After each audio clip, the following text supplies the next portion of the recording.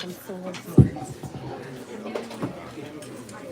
Next, they're going to be doing the sword dance, and traditionally, this was danced before a battle, and if they touched a sword, they would be killed. So we don't want that to happen to anybody here tonight.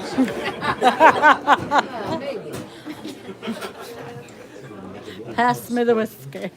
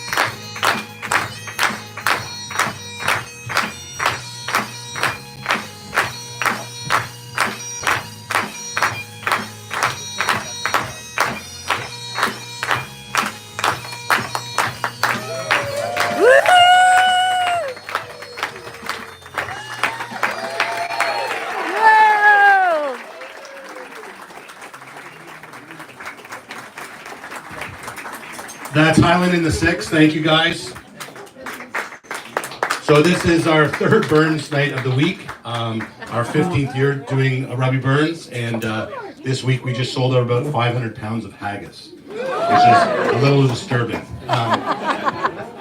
So what we're going to do now is Bryce Simpson, who's the brand ambassador for Glenmorangie Canada, is going to come up and talk about our first whiskey. And then we're going to have the address of the haggis from Nick Rennie, who runs Innocent Gun for North America. And we're going to have some poems and eat some haggis and drink some whiskey. Bryce Simpson.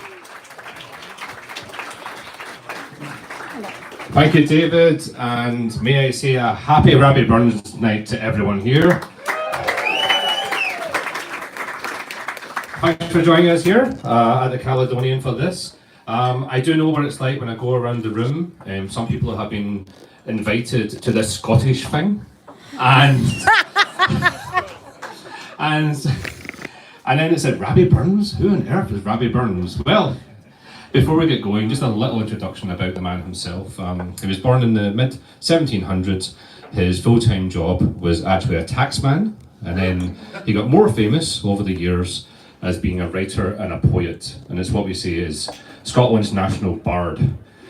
He himself wrote some of the most famous poetry, which went on to become some of the most famous songs coming from Scotland. We both know he was a bit Certainly, of a the one that I think everyone know would be Auld Lang Syne.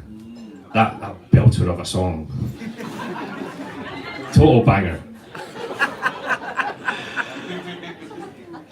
What we find though in Scotland is that although Robbie Burns is really important to us, and I always remember growing up in Scotland at both primary school and then high school, we were taught quite a lot about the works of Burns, but really it was more to grow an appreciation of literature and poetry. And I would say, as much as like Burns himself is not necessarily someone I would jump in and say is ultimately my favourite poet, learning about Robbie Burns was something that really pushed me on to learn quite a lot about it.